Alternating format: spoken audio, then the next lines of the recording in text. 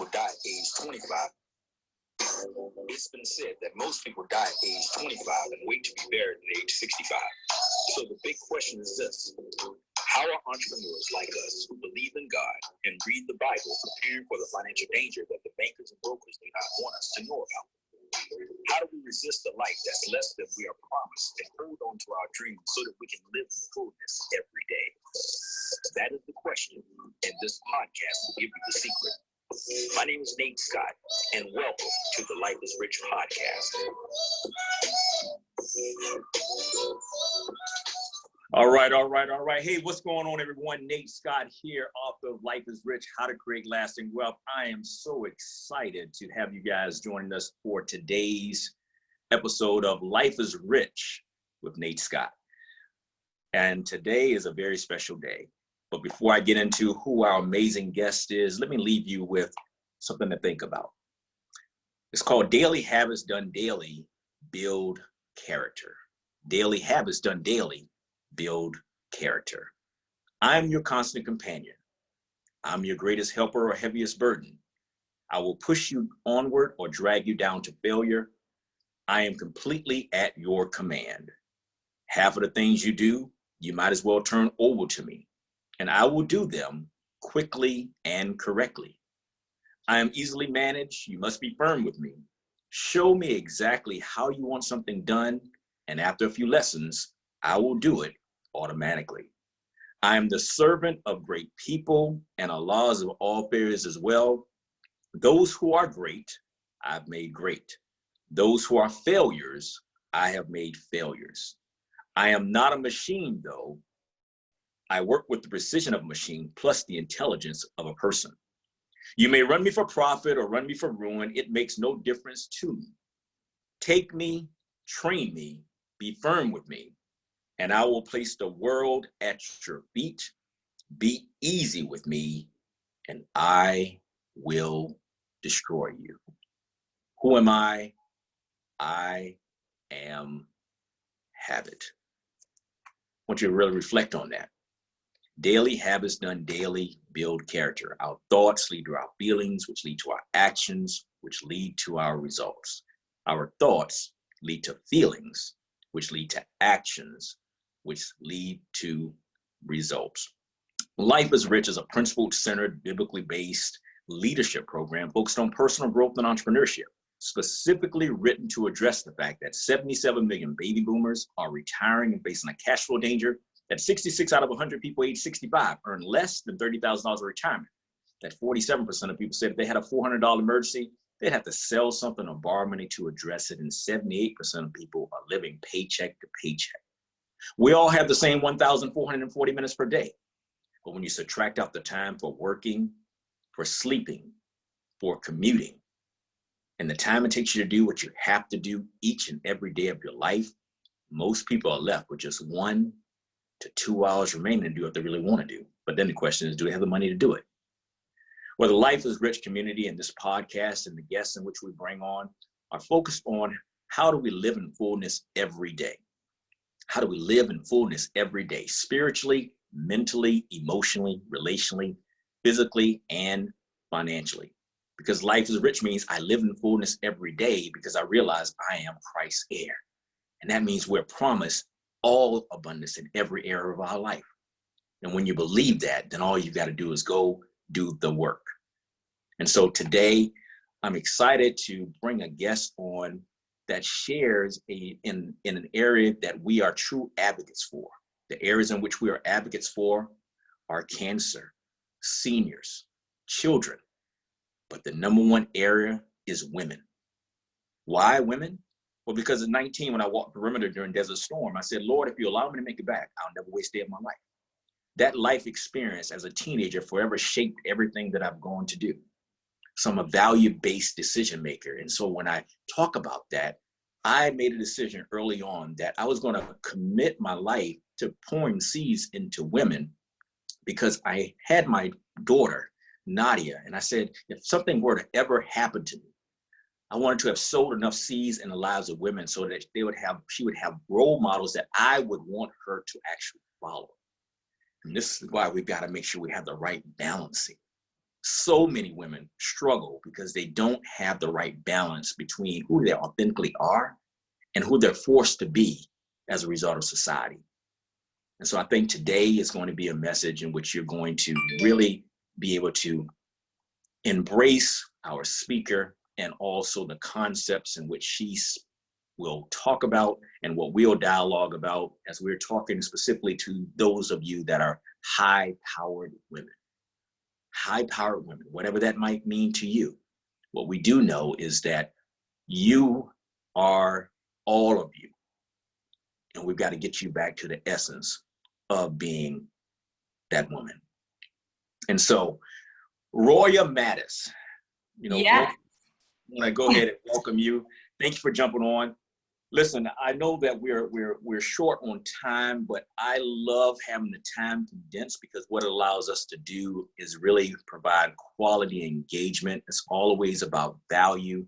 And let's just first begin with you just introducing yourself and tell me, who is Roya?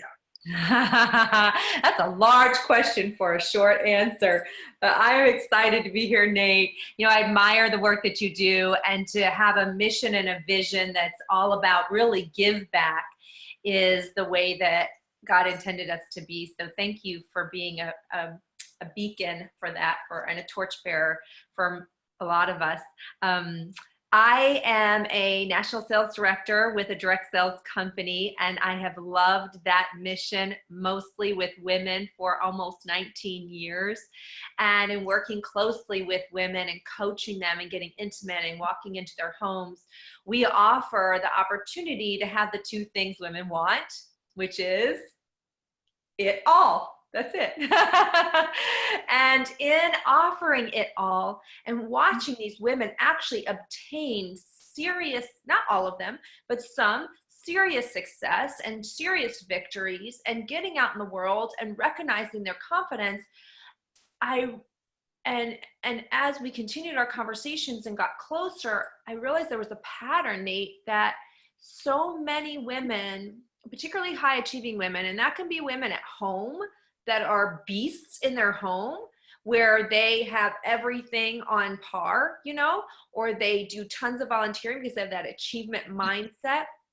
Or if they're a beast in the workforce and they're a CEO or an owner of their own company, etc., they have that mindset of having not just an ordinary life, but an extraordinary life. So this is the type of women I'm talking about. The women that yearn for more than just enough. I found this common pain, and that pain is that they feel like they should be happy, they ought to be grateful, and they are, but they have this void that something's missing, this compression, this tension. They're still feeling guilty as mothers. They're in passionless relationships.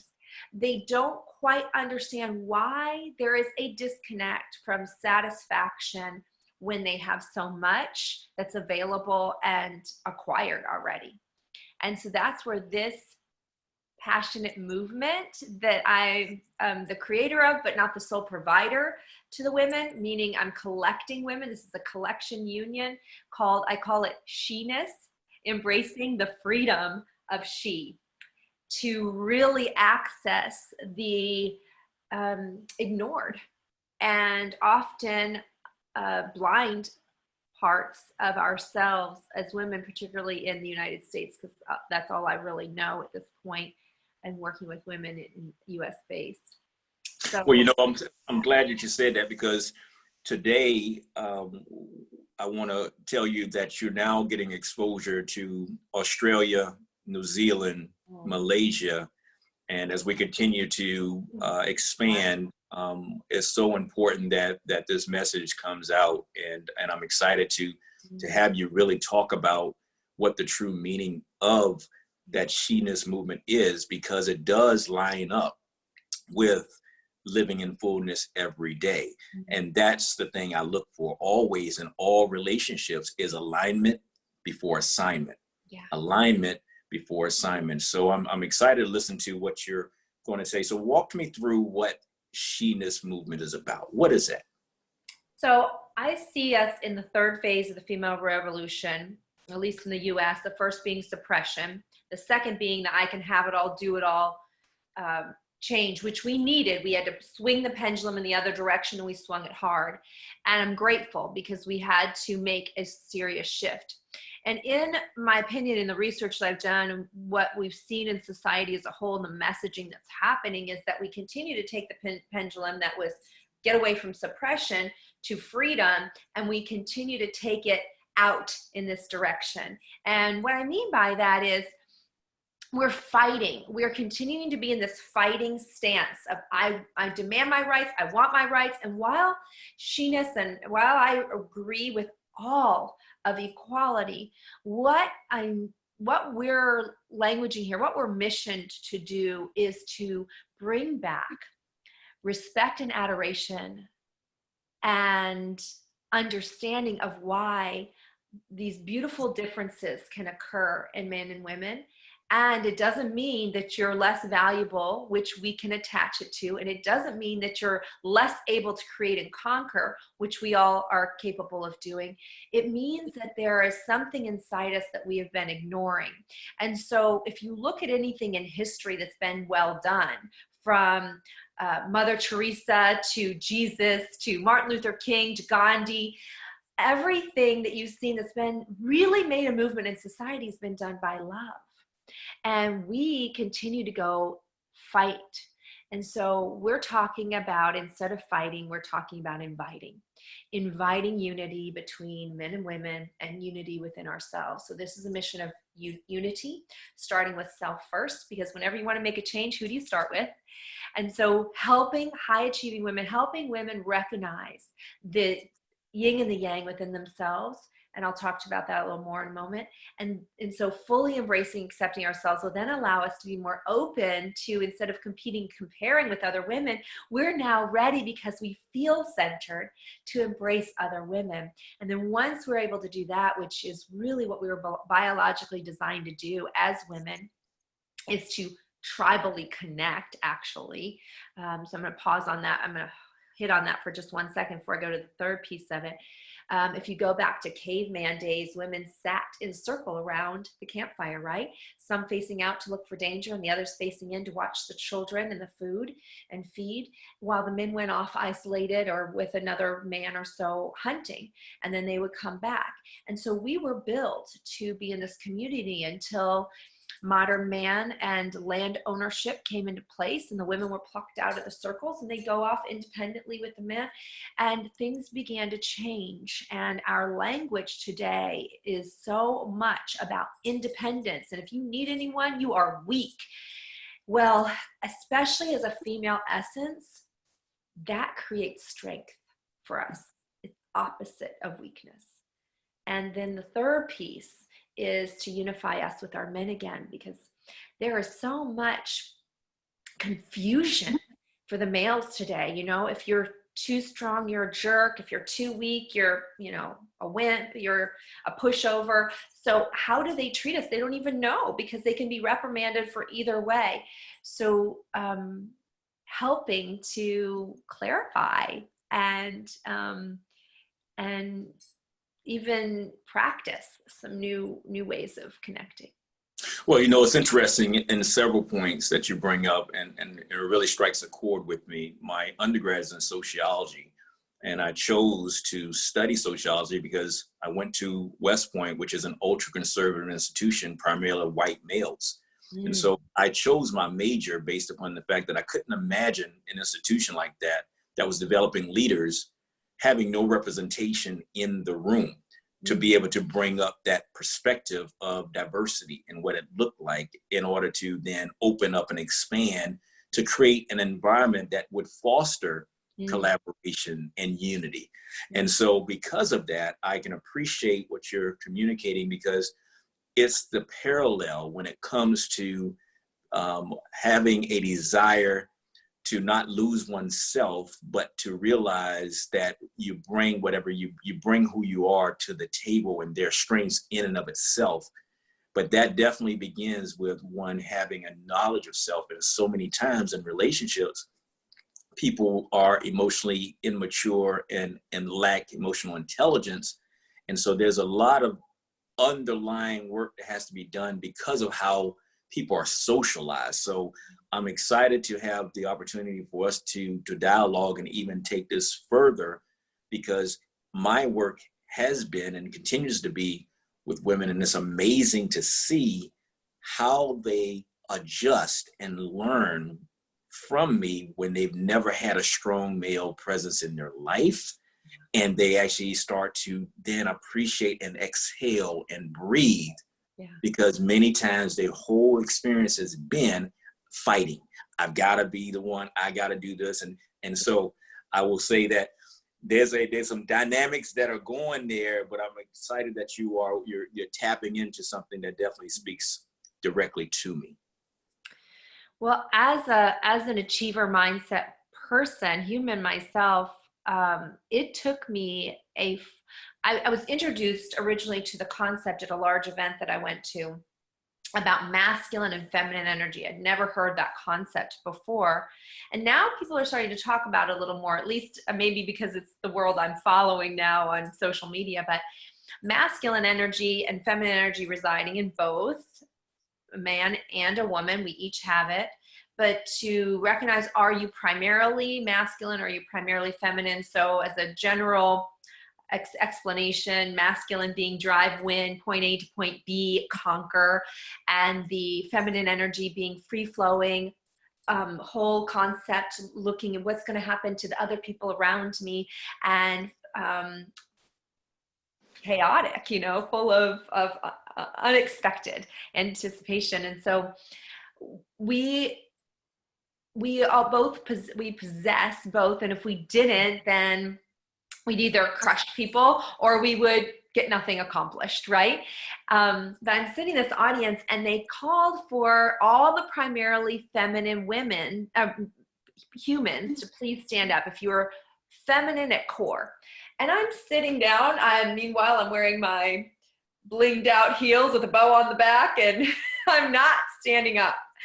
And these men start tapping me on the shoulder like, you're feminine, stand up. I'm like, nope, I am primarily masculine. And I remained seated while these people stood up and they started dancing their feminine flow. And I'm like, oh, I don't want to do that.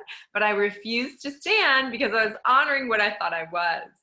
And it took me a full year, Nate, to figure out that I'm actually feminine at core. And so for those of us that are watching, those of you that are watching that are like, I don't identify with femininity or being female, or I'm rejecting that, we may be so conditioned to not honor that part of ourselves, which was where I was, that we're even unaware. So I want to give some trigger points of what finally helped me figure it out and why I wanted to figure out. Should I go into that now? Yes, please. So I knew that I should feel like it was enough in my life, but there was this tension inside of me all the time, this agitation. I carried a lot of tension, and I still do sometimes, but a lot of tension in the shoulders. And then I had this pain. So there's body triggers and body pain. So if you're feeling any of these spaces in your body, I'm going to describe now, it may be an indication that you are driving in the wrong energy most of the time. And so go see a doctor, of course. Let me make a disclaimer. Like, if they can find something that's physically going on, then do that. But I'm talking about like I had uterine pain way down deep, and I kept having scans and went to a few different gynecologist type people, experts. Nobody knew what was going on. Nope, you don't have anything. You don't have anything. But yet I carried a pain deep into my abdomen by my uterus all the time. And so if you carry pain there, if you carry tension extra here, if you feel, if you use antacids a lot, so if you have indigestion challenges, if you have hips that are tight all the time, these can be indications that you're carrying the weight of masculine energy when you need to decompress. Now, I did not have that revelation until one day I'm standing at my kitchen sink, and I had been traveling. And when I was traveling at these conferences, I immersed myself. I've done 800 hours of immersion training from every part of life, including relationships and health and wealth and all of those things. There was a lot of fun also in that learning. And so I was able to dance, and I was able to also be free. And so when I got home, I'm washing the dishes, and all of a sudden the pain came back. And then I made the connection. When I'm gone, the pain is gone. And when I come home, the pain comes back. And I realized it was the patterns that I had set up in my regular life that were not allowing space for my feminine part of me to ever show up. I handle things, so people that handle things, life happens. But here's the other thing that happened for me. In our relationship, and this is what I'm talking about, the patterns I set up, I didn't know what I didn't know. So I married a kind man, and I was the oldest of 3 brothers, and he was the youngest in his family. And then I had been on my own, living on my own, and he had not been. So when we first started our marriage, I took over things, the bills and things like that. And so one decision after the next, I started making more of them. And then he is a really nice guy. So he became the pleaser. So you can have one of 2 types in a relationship generally that's a little bit dysfunctional, which is most of our relationships. When you are driving as a primarily feminine essence, so I'm going to use women for ease, and when you're driving in the masculine and you're married to a man who's primarily masculine, one of 2 things can happen in your house. Either you get a yes guy, a pleaser, honey, whatever you want, sure, yeah, you can have that. And then you're annoyed because he's not stepping up, and you're no longer attracted because you're not attracted to a feminine essence, you're attracted to a masculine essence, and now you're married to a female essence. Or you end up with masculine against masculine, and you are butting heads, and you're in this agitated fighting zone a lot.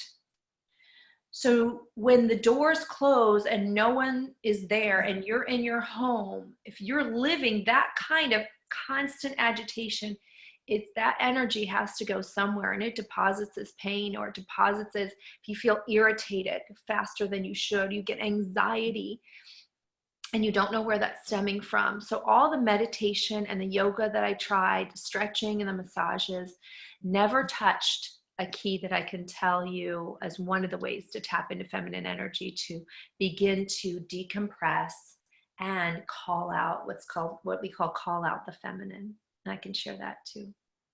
Awesome. Well, I'll tell you, in all of that, when I'm addressing those particular issues that you're speaking of, one of the things I tell people to make note of is having a pause button. And it seems like what you did was you did take the time to pause, to really reflect, and to go to try to seek that out. Now, let me ask you, what was the driver for causing you to even seek out that information? Why is this something that has evolved? Well, seeing the pain, and when I spoke truth with other women and coaching them, and seeing that it was not an isolated incident, in fact, it was the majority. And then for my own situation at home, I was really unhappy, and it got real serious. And we're still going through things because it's 20 years of undoing, uncoiling. And you can't do it by yourself. You have to have the willing partner to do it with you. But when I saw that I could be better than I was, and I could enjoy and be enjoyed all the fruit of my labor, and that I could help other people have that exhilaration. Once I felt the freedom of that unlock, it became an addiction. It was like you talked about women being able to exhale in your presence. It's like, oh my gosh, I can finally breathe. And when you do get around, if you're primarily feminine, you get around secure masculine energy, there is this natural feeling of freedom that happens. Yeah, For yeah, both sides. yeah, yeah. And again, these are the things that are undeniable. When you walk into a presence and you start to experience that which you've never experienced before, then it causes you to be aware of that which you've never had, and then it definitely puts you in a situation where, say, either A, I gotta figure out what that is and figure out how I can get it, Yeah. or B, I'm gonna run because I'm feeling ashamed or um, conscious Yeah. of what it is that I'm really yearning for. And so, what is as you move forward in this endeavor, how does this parallel with your getting to your higher sense of self? So when you said, when you just touched upon the desire to run from it, if you really look around, most people are walking around half dead. If you're not feeling lit up and passionate on a regular basis, there is more for you. And it is not too much to ask. It is what we've been asked to get. But we have to do that. We have to be willing to look at the dark pieces. I just had a conversation actually with Noah, and I said, here's the thing where we're at. We are willing to look at the uncomfortable and ugly and demand extraordinary, and no longer allow just enough to be a part of our language. And so when you have that kind of level of expectation on your own life, you're willing to unlock and peel back the layers that are going to get you to what it is the standard in which you've demanded for yourself, and recognize that, God has asked us to have. And so it is our responsibility. Nothing that's beautiful on this earth really has been done without some kind of a push and pressure. Flowers come out of the earth with a push, diamonds with pressure, baby birds and butterflies have to press out of their shell, and so do we. So when we decide that we're going to hide, we're essentially a butterfly whose wings never developed. We have them on our body, but they are withered. And the only way to gain the full spread is to push through the difficult things and face the truth so that you can create a new reality. I'm going to quote Tony Robbins, and he said that success without fulfillment is the ultimate failure. And that is the truth. And so as I look at people that look great on paper, but they don't have this happening in all areas of their life, there's a miss. And have you made a decision to start to surround yourself with others that are committed to that type of a standard? And the reason I asked that question, because one of the things, as I was helping my wife through a transitional period, well, before we got into a relationship, she was a client of mine. And I really had to help to untangle some things that typically hold women back. And that is the whole thing of being accepted and being liked and being around, and that group think mindset. But whenever she started to really to breathe and start to see herself as God truly sees her, then it caused some discomfort, because then it was about, well, what do I do because of all this? What have I had? What's my next thing? And so how have you, what have you done, if you have done anything, to make the decision to be open and receptive to those relationships that can help you to be the very best version of you? It started in different layers. In the beginning, when I made big changes in my business, I had to make conscious decisions to have 5-minute people, 0-minute people, and 5-hour people in my life, and days people in my life. And there are times in that transition that you feel a little bit lonely. But as they say, raise the bar, you keep the winners; lower the bar, you keep the whiners. And so and sometimes there are people you live with. So you have to make a conscious decision not to discuss certain things with family members, because it doesn't do anything good in my life. So I can be around anyone. I just choose to be specific about who I share dreams, goals, and aspirations with, and who I absorb most of my time with. Now, when I made this transition to understanding feminine, masculine energy, that was another layer that was not already a part of my current vibe of people. In fact, most people that I was surrounded with were just as unconscious as me on what it is, even like what it is. And so I've just, first it started with, I think what a lot of people do when they're ready to make a change. It started with podcasts, started surrounding myself with books. It started surrounding myself with going intentionally to workshops that were going to teach me, so that then I met other people at those workshops that were just as interested in the same subject, and began to develop a group of people that got it. And then once you walk in that energy space, it's amazing who's no longer attracted to it, and you got to be okay with that. And then who is attracted to it, that you suddenly go, oh, you're my people. I love it. And when it feels that natural, it's right. Awesome. Awesome. Well, last question as we're wrapping it up. Roya, 2020, what is your desire for the unification of women and men to make this decade line up with your vision? So this year, if we take it to 1 year and then into the decade, so this year in particular is really about creating awareness and language that we didn't have.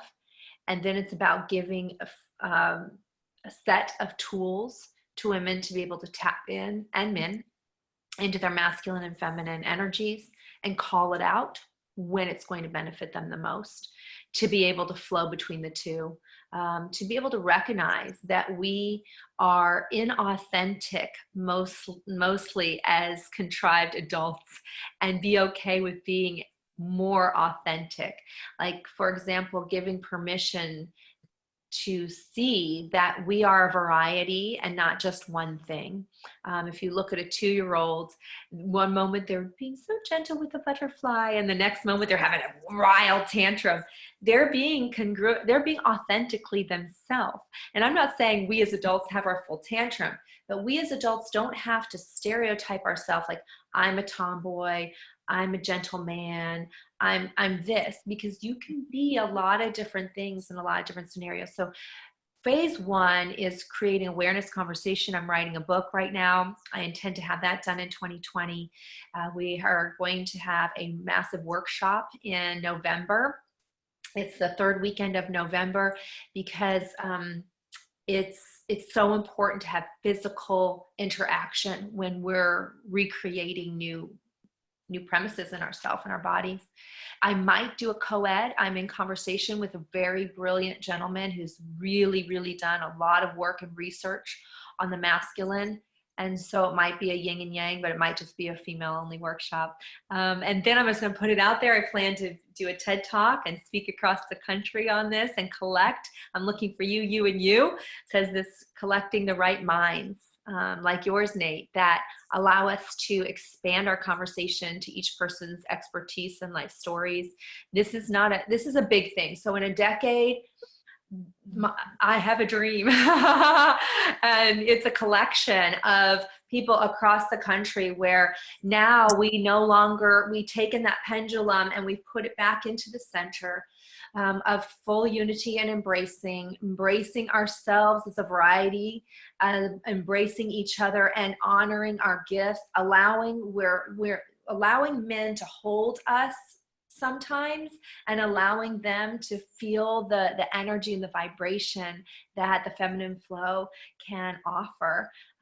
This would ignite all of our experiences, and can you imagine that we're able to not only drive forward quickly, but see what's going to happen around us when we do that drive forward. And that's only going to really be able to take place in society as a whole when we marry the essences in their full capacity, without apology and with honoring. So. All right. Unapologetically to you. So please tell us how we can follow you, connect with you, so that my listeners throughout the United States, Australia, New Zealand, Malaysia, and around the world can gain access to who you are and learn more about you? Nate, I honor you. Thank you for being so big. Thank you for expanding your voice so far. You've taken my brain to the next level, and thank you for this introduction. They can find me on she-ness.com, www.she-ness.com, and on social media. Instagram is SHE-ness Tribe, SHENESS. Tribe, TRIBE, SHE-ness Tribe. And then you can find us on Facebook at she-ness. And then we do have a private women's group that I'm so proud of. And we're expanding and growing every day. This community is all about unity and growth and self-development and living their life at their highest potential that's their God-given right to do, as you share as well. And that's if you go to Facebook under groups and put in SHE-ness Tribe, She-ness Tribe on Facebook, you will find our private women's only High Achievers Unity Forum there. And we have a speaker every week in Facebook Live. We ask a question every day. So it's a true resource. We talk about the everything. We have speakers on finances, to sex, to rearing children, to just all aspects. We're real in there, and we bring experts in each field, so that it's a gift. That community is a gift to women. So hope to see them there. Awesome. Awesome. Now, I always allow my guests to ask me one closing question. Ooh. Okay. I'm going to ask you this question. If women walked in their feminine essence as well as their masculine, but were able to tap into that free flow, to that fun space, to that natural relaxation that feminine can bring, what would that do for you as a man? Or what does that do for you as a man?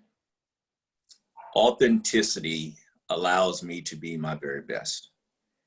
To meet someone where they truly are, so that I can see who they are in fullness, allows me to best serve them.